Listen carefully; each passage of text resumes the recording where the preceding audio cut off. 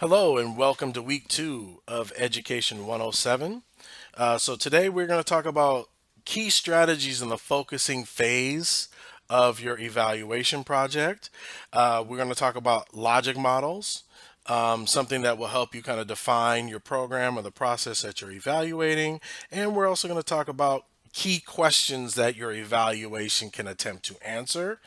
And we're going to talk about some of the assignments that will be due this week, including the eightfold path. Let's go ahead and get started. So, when we talk about evaluations, we want to make sure that we're talking about how are we addressing this evaluation? Who are we working with? Who are we helping? Who's helping us? So, when we first talk about the key strategies, we want to think about who is in our network.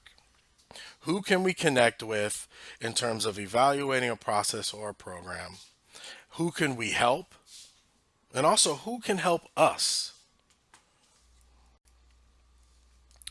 So, when we think about the focusing process, we want to think about, are we working with a client, or is this something that we're an evaluation that we are performing on our own?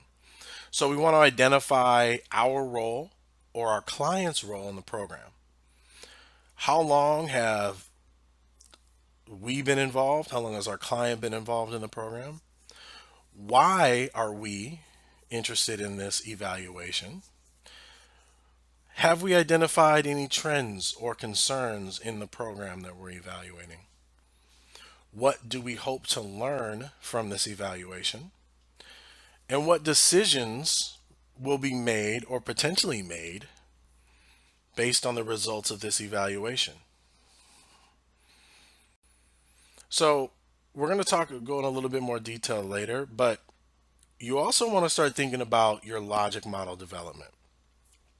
This creates a picture of how our program works, but also helps us organize our assumptions about what we think the program is before we find out really what it really is. So you can take a look at page 158 and see some questions that'll help you define your logic model.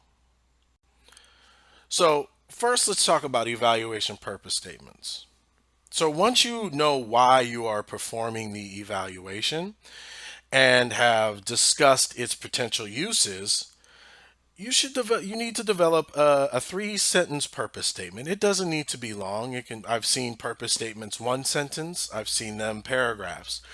But for our purposes, I really want you to just think about something very short and concise. And you can see some samples of a purpose statement on page 163 in your text.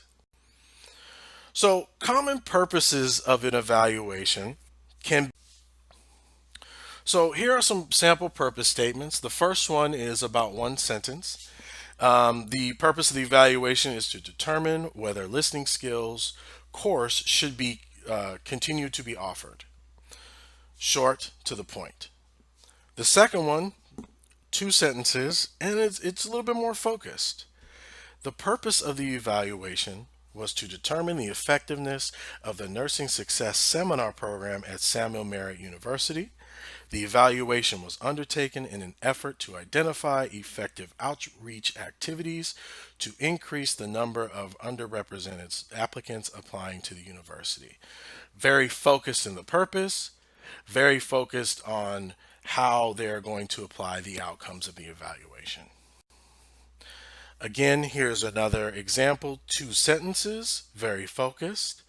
So as you consider your purpose statement, think about why you are conducting the evaluation. What is the benefit of conducting this evaluation? And what you could potentially do with the results of the evaluation.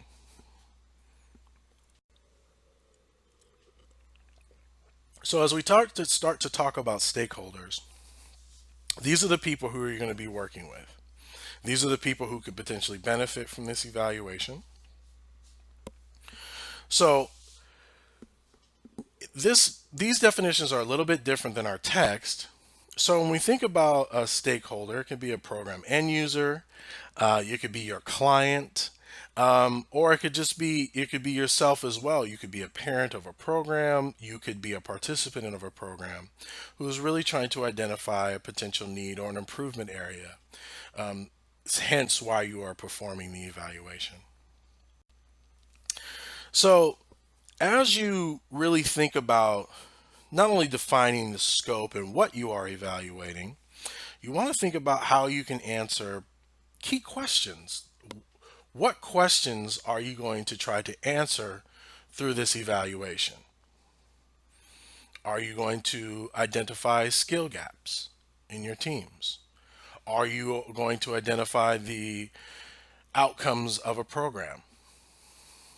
Are you going to identify potential areas of improvement for your program? So you'll have to form questions that the evaluation can answer. So, no more than 3 to 5 questions to help define the scope of this evaluation. That way, you can focus on what it is you are trying to attempt to evaluate. Now, these are not interview or survey questions. These are guiding questions that you will develop in order to really focus your evaluation. You can see a sample of these questions on page 170 in your text.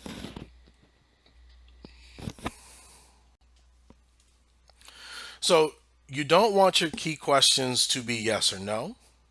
They can be grouped in themes, they can be grouped in student perception, they can be grouped in parent perception, and then you can sort and code those based on those specific themes.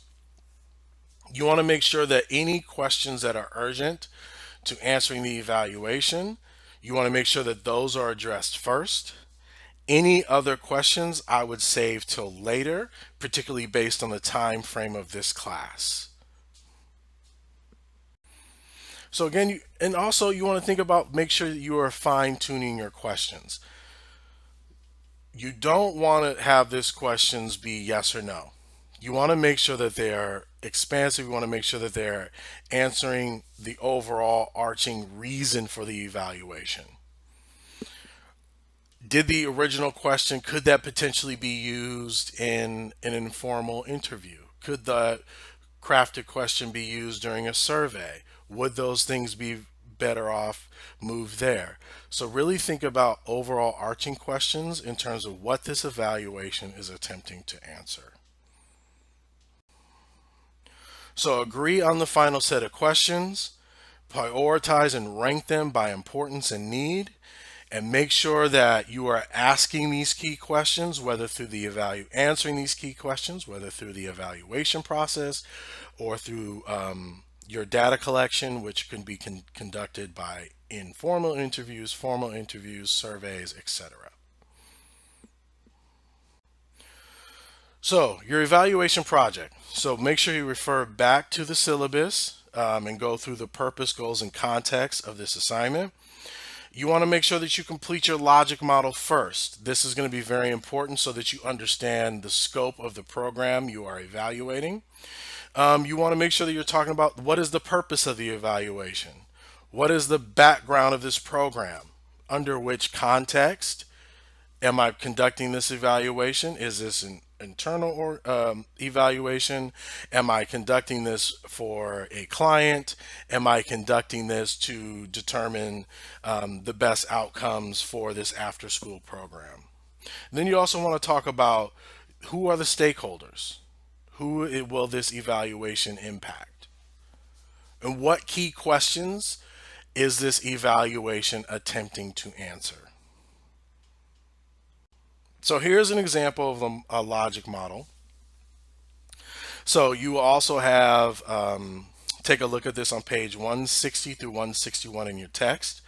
I will upload an example of a completed logic model for you to review, as well as a document for you to download where you can simply just fill in the logic model with some information from your program to ensure that you are actually understanding all contexts and variances within the program itself. So starting on the left, we have our assumptions. So this underlying assumption is something that influences the program's design, implementation, or goal. So what do you assume What do you assume is influencing the program's design? Why is this program built the way it is? What resources does this program have? Does it community resources? Is it donations? What activities? What actually does this program do?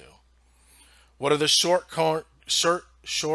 term outcomes of the organization? What is this program hoping to do in the short term? And then finally, what are the long term projected outcomes of this program? Again, please take a look at the examples that'll be uploaded as well as the example in your textbook on page 160 through 161. So this week's assignment is the Eightfold Path Policy Analysis. So this is from week one where you've located your article. You're now going to put it through the Eightfold Path Policy Analysis. You're determining the steps that were, if you're determining if the article used the Eightfold Path to discuss and present the policy. So if not, how could they have used the Eightfold Path to improve the selected policy? I want you to finally review this policy from a leadership perspective and see the assignment see the syllabus for assignment details, and also use the outline that is uploaded to Canvas. Answer the questions that are in the outline. This will help guide you through the process and also hopefully understand why we use this eightfold path to actually analyze policies to ensure that they're doing what we want them to do. So I wanted to quickly, before we end, I wanted to quickly go over the eightfold path. I also uploaded a executive summary directly from the book to Canvas for those who did not want to purchase the recommended text. But I also wanted to make sure I spoke to it a little bit. I have used the Eightfold Path for a few years now. I definitely find it has been useful, not only as my time as an educator, but now as my time as in learning and development in a corporate environment. I find it's not only useful to analyze policy, I find it's useful to write policy as well. That's why I presented the document, the executive summary in the way I did, so that it could be useful for both. So, step one of the Eightfold Path is to define the problem. It gives you the reason you're doing the work. Like, what is the problem? Student tardiness, too many errors on reports, whatever the case may be, you want to make sure that you clearly define the problem. Step two is assemble the evidence. So, if you're doing policy analysis, you want to make sure you have information that's going to allow you some data, some meaning that helps you sort the world into different logical categories and understand why this is an actual problem. It's information that's going to affect your beliefs, it's going to affect people, but it's also significant features about the problem you are studying and how this problem might be solved. Now, step three of the Eightfold Path is really about constructing alternatives. So, if this policy isn't effective, what else could be? What other policy could be effective? What other intervention could be helpful? Now, it's not always possible to identify something that is in place already, but think about it from that perspective. Sometimes it means one choice that implies foregoing another, and sometimes it means simply one more policy action that might help or solve a problem. But perhaps it's something that is already in place, something that's already working, as opposed to using this one policy. What else is out there that could address this problem? And then we want to make sure in step four we select the criteria. So the criteria is, what are we measuring? What is the outcome we are attempting to identify when we talk about step four? When we select this criteria, are we using quantitative data? Are we using test scores? What is it that we're using to measure the outcomes of this policy? And then in step 5, we want to really honestly want to project the outcomes. So whether it's we're developing a new policy and we want to and we're projecting how this can change with the adoption of, for example, with the adoption of this new policy, we will reduce tardies by 25%. Or if the policy is already in place, this policy has not reduced tardies by 25% due to. So these are just ways that we examine the policy from all angles, ensuring that is the best policy in place. Step 6, confront the trade-offs. Focus on the outcomes. What are we giving up to keep this policy in place? What do we get by having this policy in place? Step 7, we want to stop, focus, and decide on what it is that we actually want to implement. We want to make sure that this is the decision that we are going to stick with, and we don't want to go too broad here. We don't want to go too wide. We want to make sure we're going deep into the problem to ensuring we are deciding and focusing on the right policy answer. And then finally, you want to tell your story.